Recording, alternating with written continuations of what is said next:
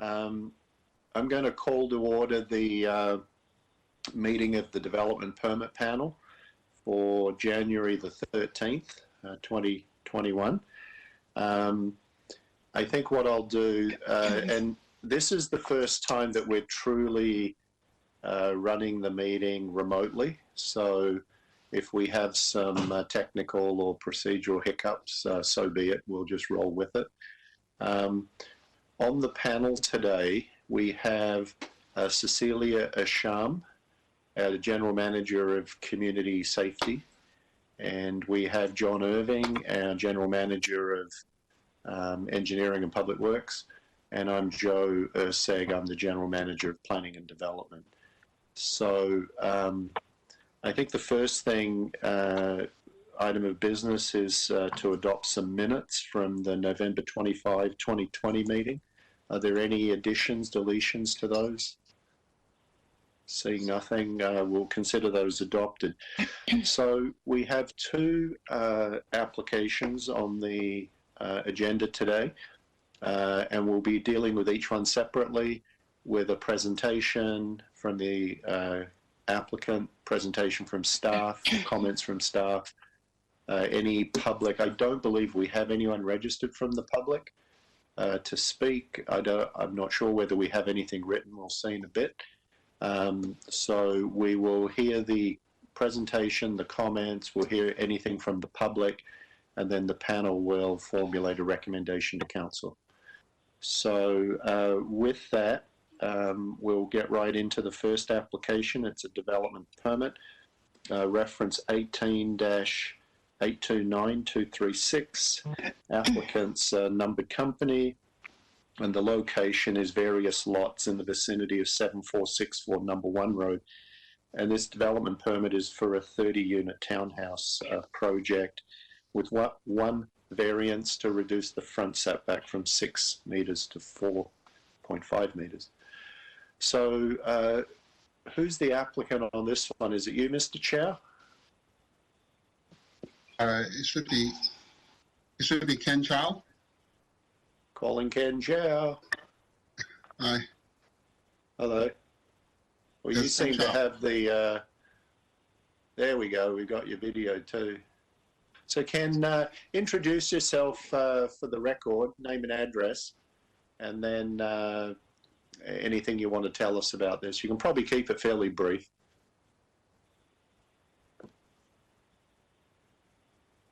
Ken, we're not picking up your audio.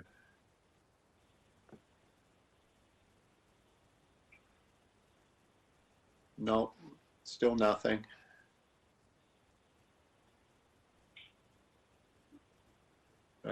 Your mute is showing now, and we can't hear you. You're unmuted, still can't hear you. Can anyone else hear Ken? No, I can hear you though. You can hear me? Well, that's unfortunate. Well, Ken can hear me because he got a chuckle out of that. Ken, we can't hear you. No. Maybe you've got a mute, an overriding mute or something going. Is there anyone more technical than me that might be able to figure this out? You'd have to go to the 3 dots at the bottom of the screen where it says more, and then click on that, and then click to where it says switch audio. Does Ken have to do this? Ken would have to do that. He has to make sure that his microphone is turned to the right setting. Okay, change audio sometimes you have connection. more than one. Ken, Yeah, can you hear that?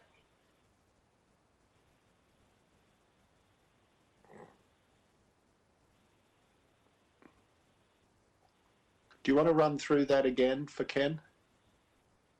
So there's 3 dots at the bottom of your screen. So it says mute, start video, share, happy face, then 3 dots, and then a big red X.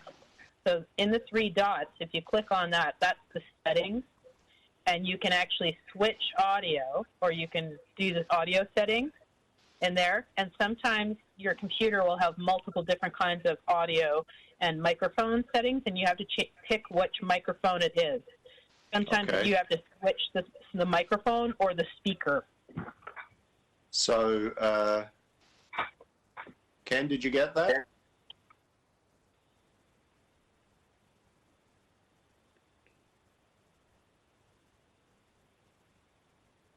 No, nothing yet.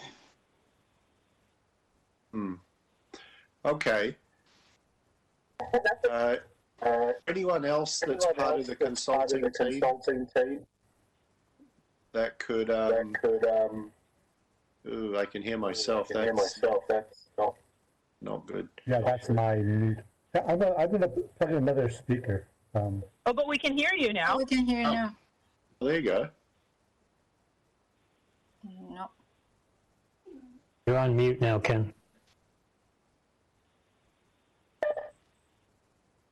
Hello, hello. Yes, we Yes. got you. We got you. Okay. I'm not sure what I did, but. All Just right. run with it, Loud and Ken. clear? Loud and clear? Yeah. All right.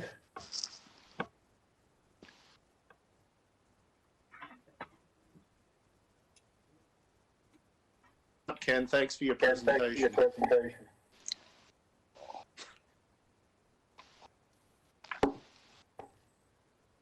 Can you see the screen? Yep. All right. We have a 30-unit townhouse development on number 1 road. And we have the internet on the screen. Oh, It won't look like that. Looks like the Grand Canyon or something. oh, okay. This way? Moonscape. Yes. Okay. That's Mars. Oh, Expensive real estate there. We have, if I move my mouse, can you see it? yes. Okay, we have a 7-lot assembly on number 1 road, north-south orientation, arterial road development site.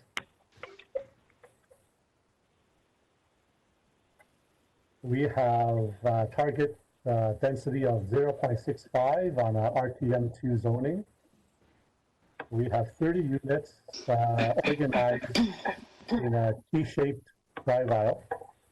Two-story, duplexes in the back, 3-story buildings in the front. The T-shaped drive aisle is good for SU9 truck maneuvering, 3-point turning. We have 2 lock-off units at each end, one over here and one over here. I'll show you their layout. We have 3 of the 30 units are convertible. And when we enter on the T-shaped aisle, we see the amenity area. This is a rendering, T-shaped drive aisle, amenity area, 2 lock-off units at each end. On the north end, which is the left side of the screen, we have a single orphan site. It's a new house, but there will be a cross-access potential to that future potential development site. And our amenity area has excess amenity space to accommodate 3 or up to 4 units for that potential development.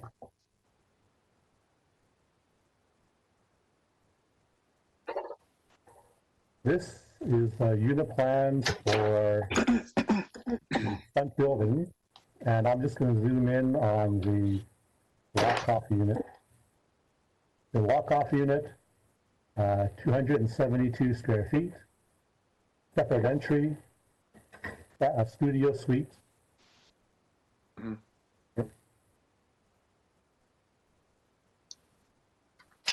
3 convertible units as shown with this dotted access route. Before and after plan. Elevations. Streetscape along the west property line, number 1 road. This is the main frontage. It's a more modern flat roof design with dynamic roof lines and 2 color schemes for the 10 buildings. Streetscape along the back. North property line, looking along the drive aisle. South property line. On the left side, you see the existing significant big tree with the lowered grade, well rendered here. Interior drive aisle elevations. These are the duplexes, and these are the other side, the main block.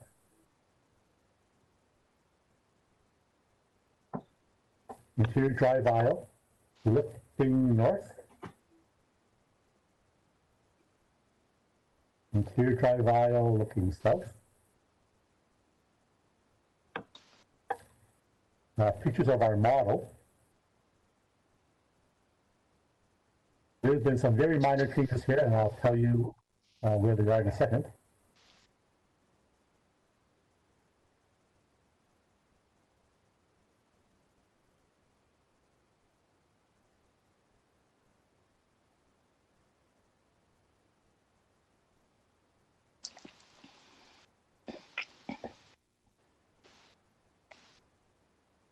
This is a close-up of the model of the amenity area in the middle.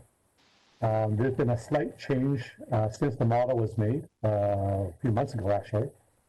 The amenity area is actually now wider, and we have actually 2 accessible parking spaces in this area. And the space between the buildings are wider to accommodate that. And this amenity area total space is big enough to accommodate the extra up to 4 units of future development at the orphan site. A couple more photos of the model. If you want, we can talk about the sections and how the development meets the adjacent grade.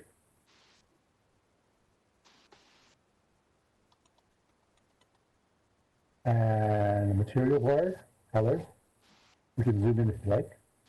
And finally, we have the landscape color plan that the NEATSAT PMG can talk to when it's your turn. That's it for me. Ken, I was looking for my mute button. I'm actually hearing myself, which is freaky. I would like to hear about how this development meets the grade next door, because we often get questions about that. What does that look like?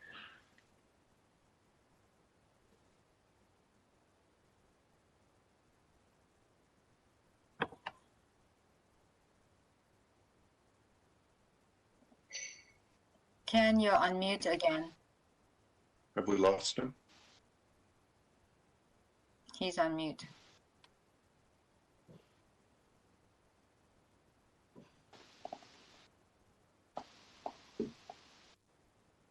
Does anyone else want to take a shot at explaining this? Sorry, can you repeat the question, and I'll try and see if I can... Ken was going to walk us through the finished grades in this project versus the neighboring properties in behind. Okay. Sorry, Danera, I thought this was me, but it's yours. I can go through that sections. Okay. Just give me a sec. I had no connection with my computer, so I'm talking from my phone. Just give me a sec.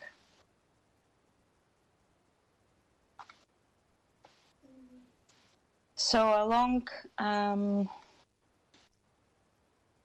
hold It's mostly at the back. At the back. Yeah. So we're retaining existing grade and right-of-way corridor.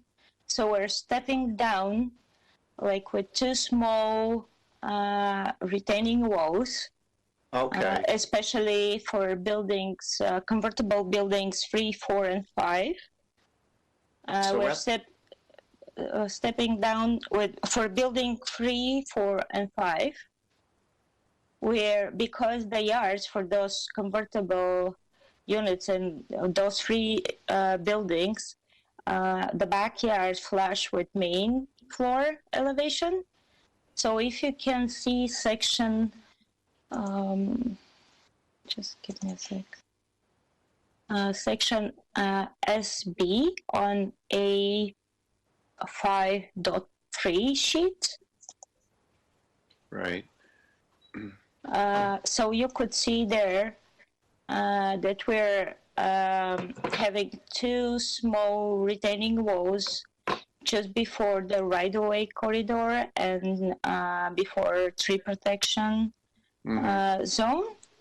So at property line, you're matching existing grade, right? Yes, we are keeping existing grade there, and we have 6 feet regular screening from adjacent, with 6 feet wood fence.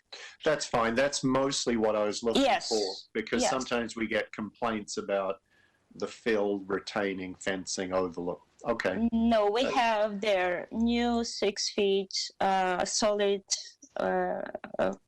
wood fence, like regular, typical privacy So it screening looks like, provided. it looks like we lost Ken, but do you have any way of walking us through the landscape?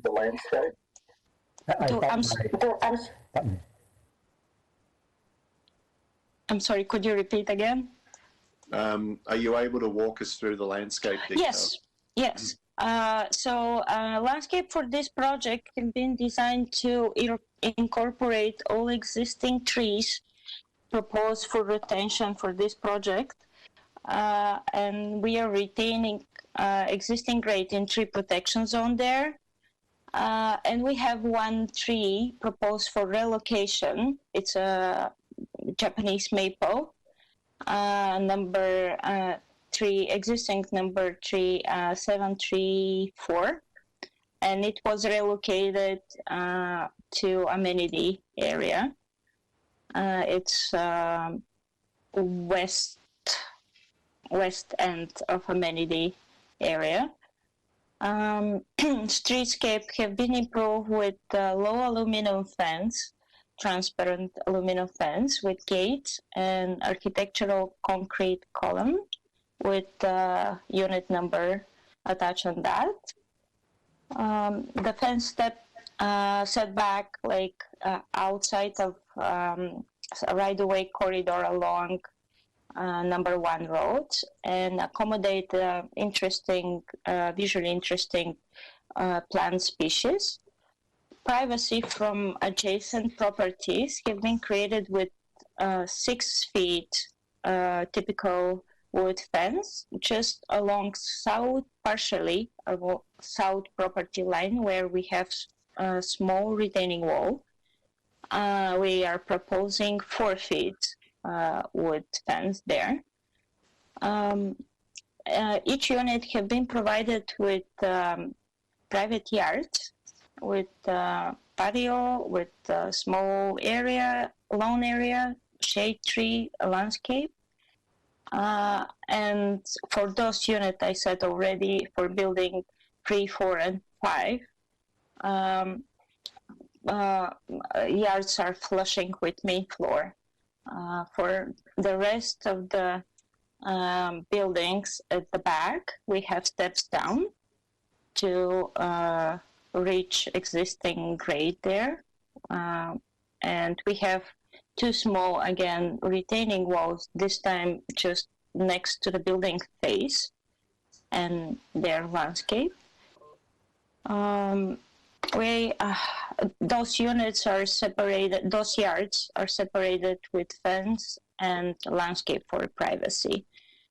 We have proposed trailer structure for both ends of internal driveway. And there is a big community space where we are proposing big play area with 2 play equipment with natural play elements and open lawn area, which provide different play opportunities for kids in different age groups. So we have here sliding, climbing, balancing, motor skills, imaginative. And we have a bench provided for caregivers as well. We have bench and bike provided nearby mail kiosk. Permeable pavers in different colors have been provided for in driveway, internal driveway, and for visitor parking spots. And this is an overview for landscape design for this project. So I'm open for questions. Thank you. Okay, thank you. I think what we'll do is we'll hear from Mr. Craig with staff comments, and then we'll deal with questions to staff or to the consulting team. So Wayne, are you there? Yes, thank you, Mr. Chair. I do have a few comments on the proposal.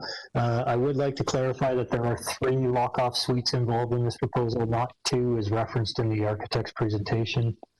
Those units are adjacent to the driveway access from number 1 road and then on the north end of the site. In terms of additional information, there is a servicing agreement associated with this application for frontage improvements and site servicing on number 1 road. There is a setback variance to the front yard setback from 6 meters to 4.5 meters being recommended as part of this proposal. That variance was identified at the rezoning stage.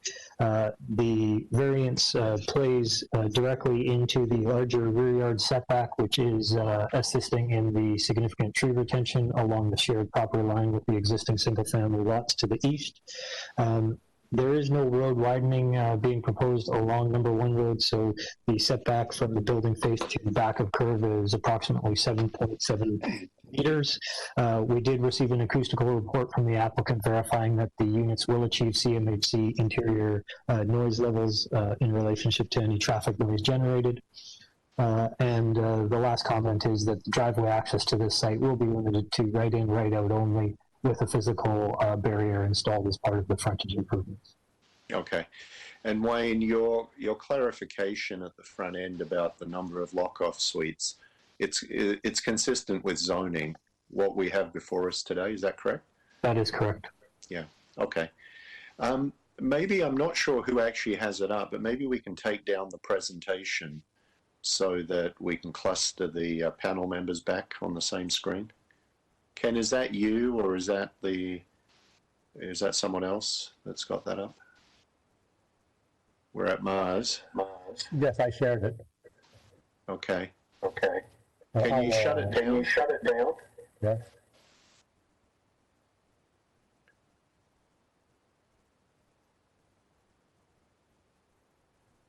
There we go. There we go. All right. Questions from the panel. I don't have any, but John, Cecilia, do you? Thank you, Mr. Chair. I did have a question on the right in, right out, but I think Mr. Craig clarified that there's going to be a median barrier to support that functioning. And I think I'm seeing it on the plans, but I didn't see it in the staff report. Can maybe the applicant confirm that there's EV charging stations being installed for all of the parking spaces? Yes, EV charging, there will be 1 charging station in each garage. Confirmed. And do we have charging stations being provided for the visitor parking? No, they're not. Is that not something that we've done to date, maybe for staff? Through the chair to Mr. Irving, we have, through committee or council direction, pursued EV charging station on visitor parking stalls or commercial visitor stalls. There is no bylaw requirement currently for visitor stalls to be electrified. Wayne, is that under review? There is currently a council referral related to EV equipment on non-residential sites, yes. So as it is now, they fully meet the requirements, bylaw or otherwise? Yeah. That is correct. Okay. All right. Thank you. Other? Thanks, John. Cecilia, any questions? Yes, I have two questions. One has to do with the tree being retained. I think it's the southwest side of the property, like along number 1 road. You talked about the grade being kept for the tree in the backyard. Is similar measures being done for this tree? And then the second question is whether there is a cross-access agreement for the orphan lot should it be redeveloped. So we are retaining that existing tree. It's a big maple tree, Japanese maple tree. And if you could see the section from the architectural plan, it's section S6 on sheet A5.3. So we are proposing retention on that existing grade in tree protection zone, and all retaining walls are built outside of that area. And we are proposing mostly that tree protection zone to be covered with fiber and some small ground covers, and that will be used for residents from Unit 9, that area under the existing tree, part of that unit's yard. Thank you. Okay. If there are no other questions, do we have any?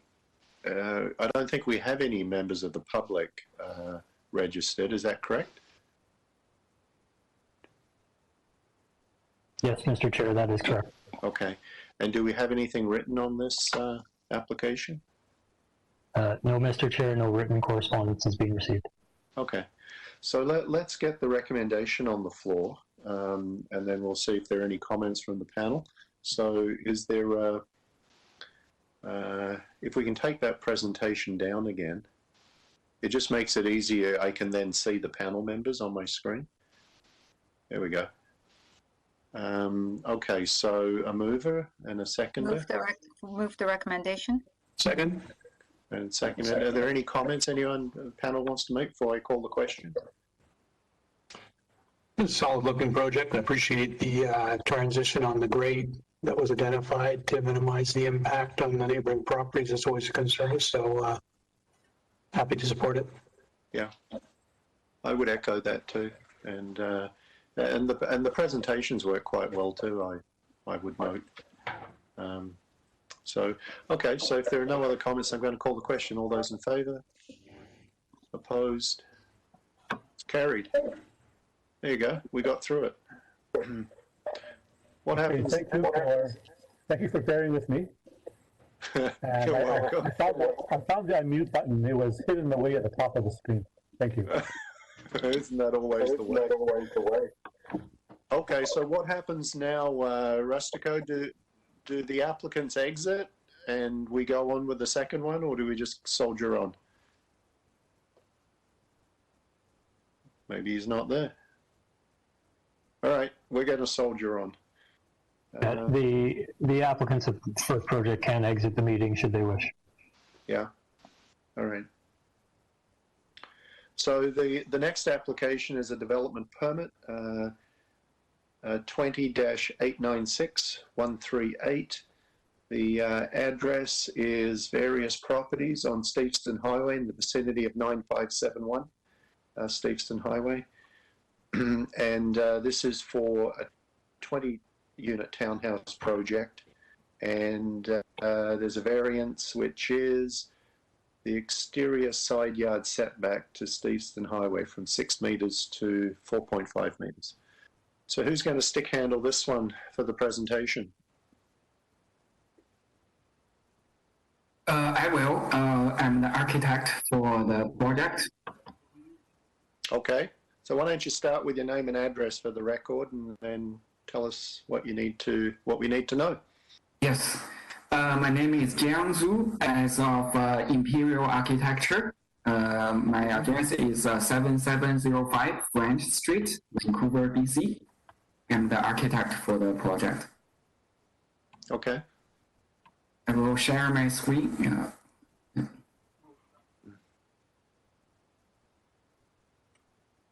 Could you see it? Yep.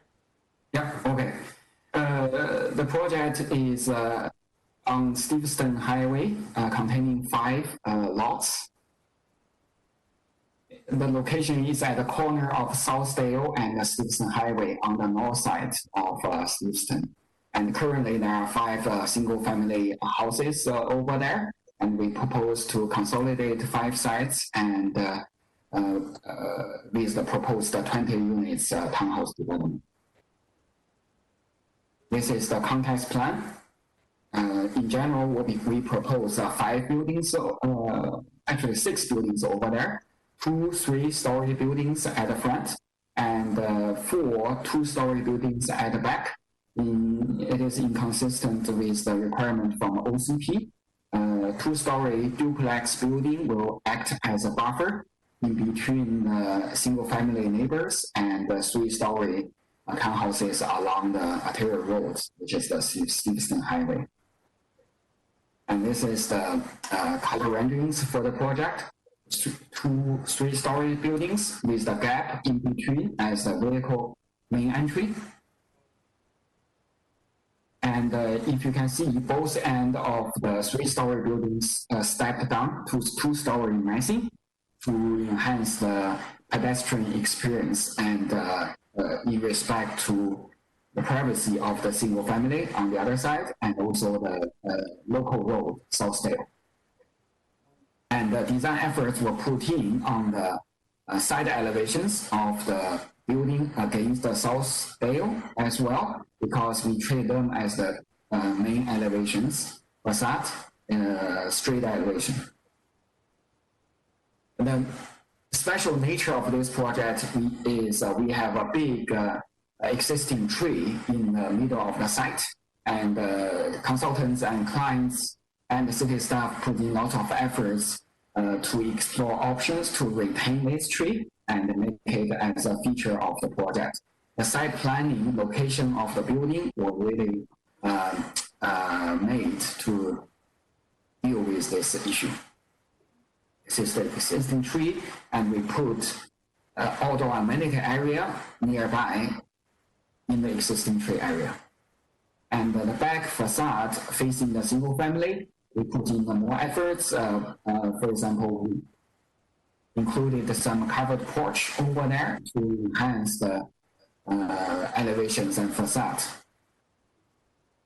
This is the street elevation, step down massing, step down massing. And this is the street elevation and the digital color sample board. Architecturally, we proposed to use the so-called West Coast style, which you can find normally in local residential buildings with bay windows and pitch roofs and gable roofs. And the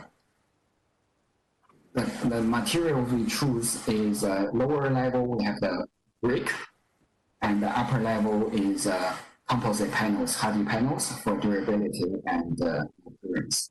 Side elevations were treated especially as of the main facade as well along Southdale.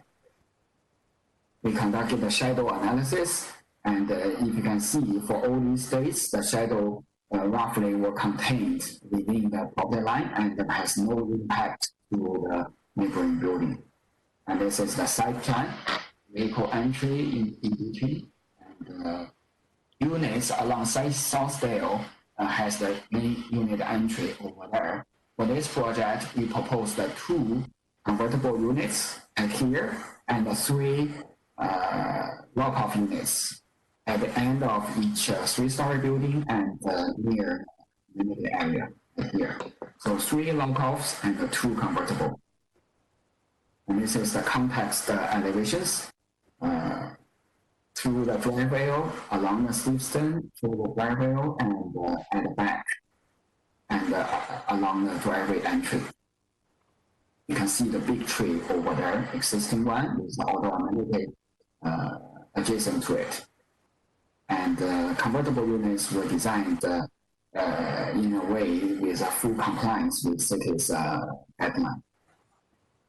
And in order to retain the existing tree, we have to lower the adjacent grids.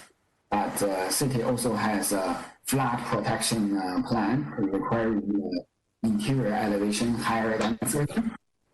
Why we work with structural engineers to develop this smart idea. Within the tree protection zone, we don't do any digging over there. We set back the footing and the foundation. We have certain cantilevers over there. It's proven it's technically acceptable. And this is the model we have. 2 3-story buildings, 4 2-story buildings, and we have the outdoor amenity area in between with a big tree over there. From the Steveston, on the back with a covered porch over there. Through the driveway with the main facade along Southdale. And from the other end, details of the building, main vehicle entry, of the building, details of the back building treatment, and the outdoor amenity area over there. And we have a physical sample board presented out with the city. Yeah, that's all for architectural presentation. I'll pass it to the Meredith, the landscape architect for the project. Okay, thank you. Hi there, can you hear me okay? We can. So maybe I'll share my screen so you can see where I'm pointing. Sure. I will share content. Jen, can you just share, cancel yours? Yes, this one?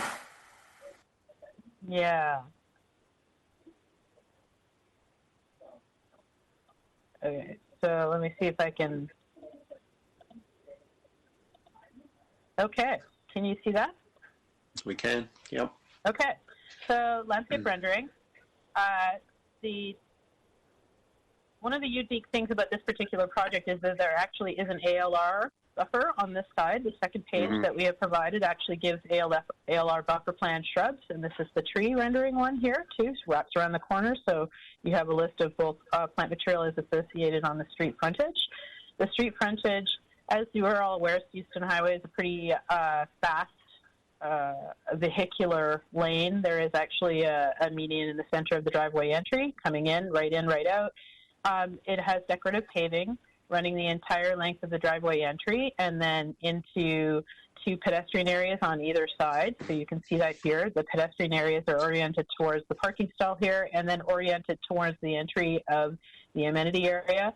There is actually a shared parking stall right here. It's associated with a mail kiosk that is associated in here as well. The existing tree in behind here. And then one thing we did want to point out from a grading perspective is that the street frontage on Steveston is generally flat. It slopes down. This is high, this is lower. And then typical to most townhouse developments in this area where the livable area of the units are high, so the rear yards have been raised slightly. There is a retaining wall, right, essentially just set back slightly from the property line. It's a wood retaining wall, and then we actually have a drip strip along the property line to ensure adequate and correct drainage. There is no water draining off-site into neighboring property, and any neighboring property water is draining into the drip strip and being drained off. We're also being very careful about ensuring that we're retaining existing grade within the actual existing tree location, which is in this location here. We actually have a set of stairs from this person's yard here. Stepping down, this person's yard is slightly smaller from a privacy perspective, stairs and a retaining wall going this way, and stepping down into the amenity area at this point. Also, with this here, the edge of the tree protection area is right in here. What we have done is there's parking associated with the internal road, main entry in, amenity area with associated seating, barbecue area, and then what we've done is actually have a ramp that goes down to this lower area here. So it is fully accessible from a barrier-free standpoint.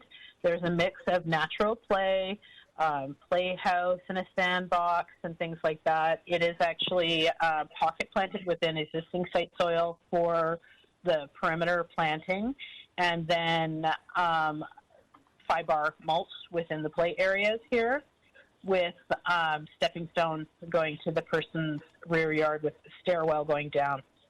As what Jang was talking about, that this area here is where this cantilevered architectural area is, and it is pocket planted with planting as well to protect that underside area.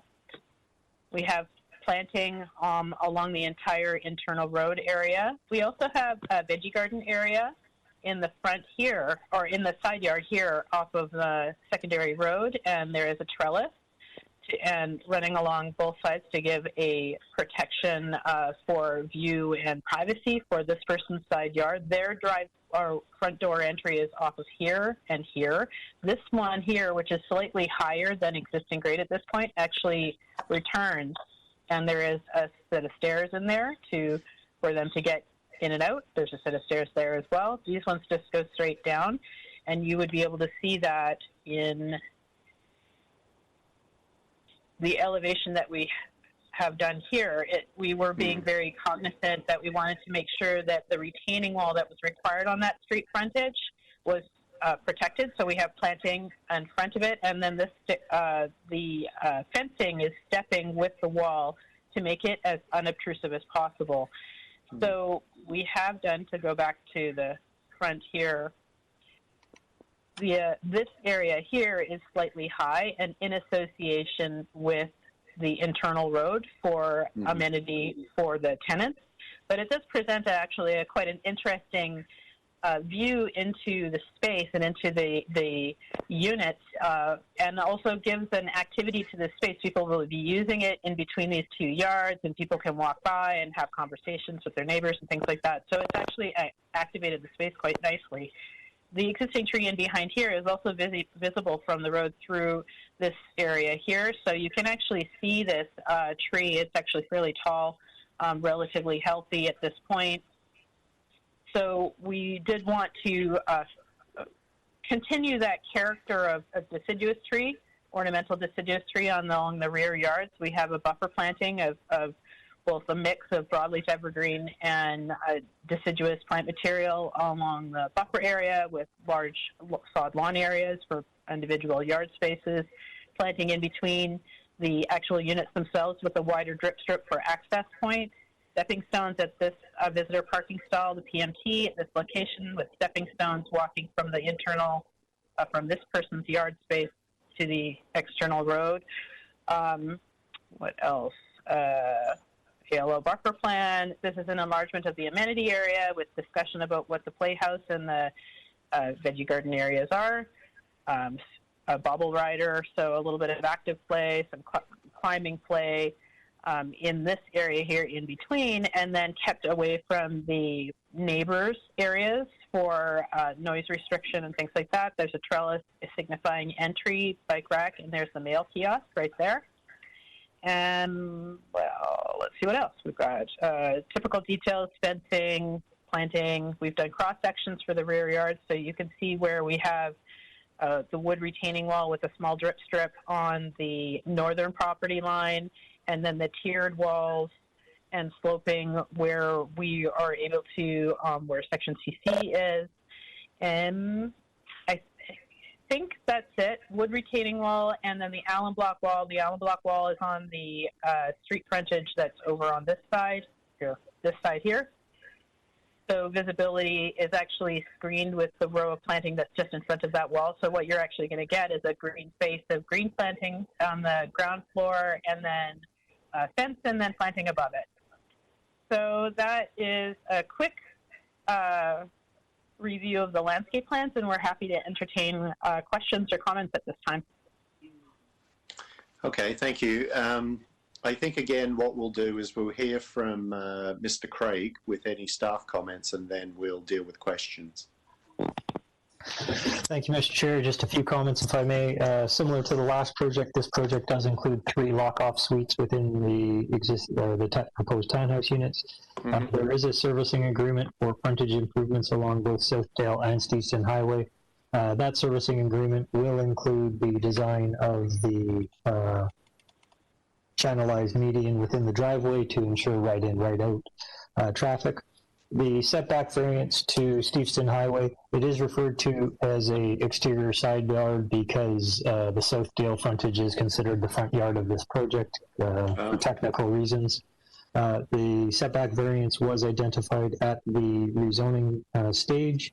It does facilitate the increased rear yard setback, which does assist with the retention of the significant tree within the outdoor amenity space.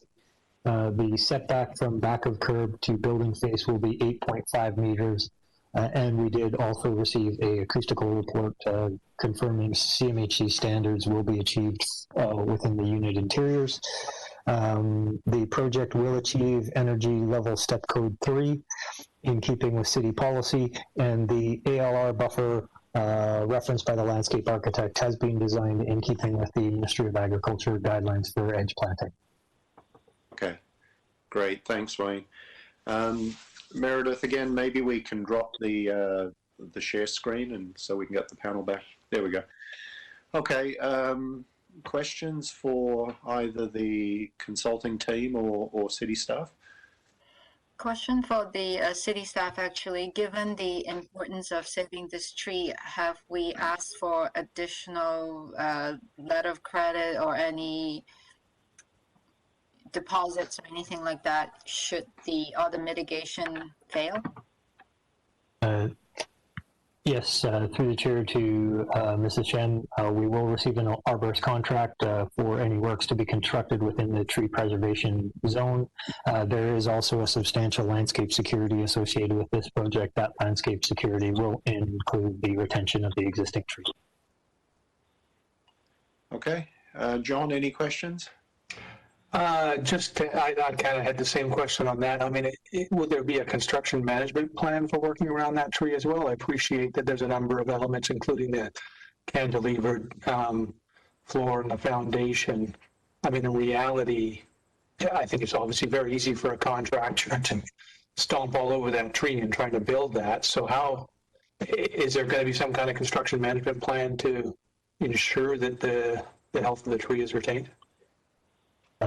Yes, through the chair to Mr. Irving. As part of the arborist's contract, he must be on site to supervise any work within that tree preservation area.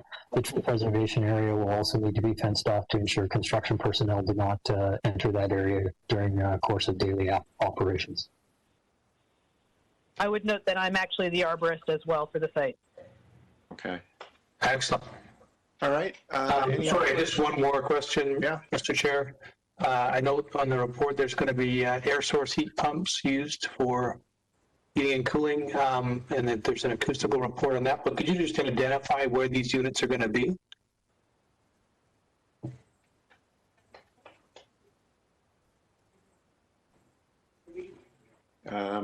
Yes, yeah, I will share the screen one. I mean, if you want to point us to a drawing verbally, that's fine too.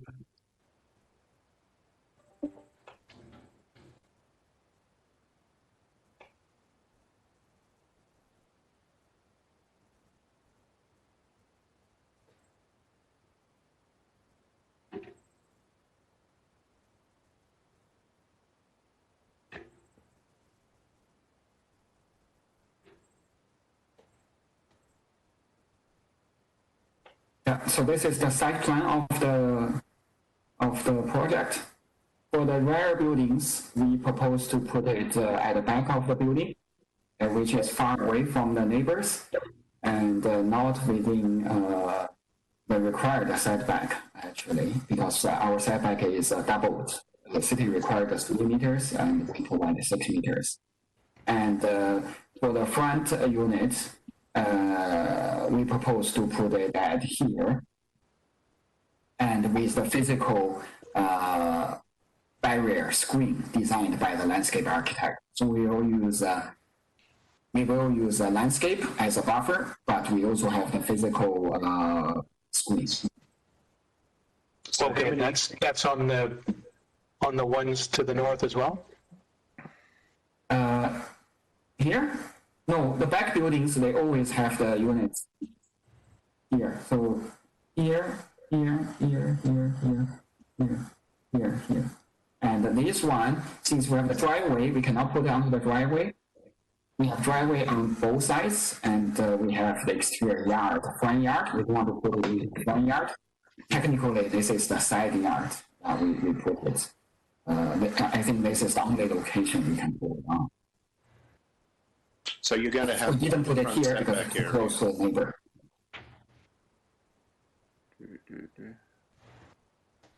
Okay, that seems logical.